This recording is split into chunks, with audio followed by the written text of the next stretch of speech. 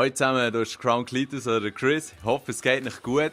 Darf ich euch vorstellen, du hast der Staduma Music, wenn ich das richtig verstanden und ausgesprochen habe, legen wir doch gerade mal los.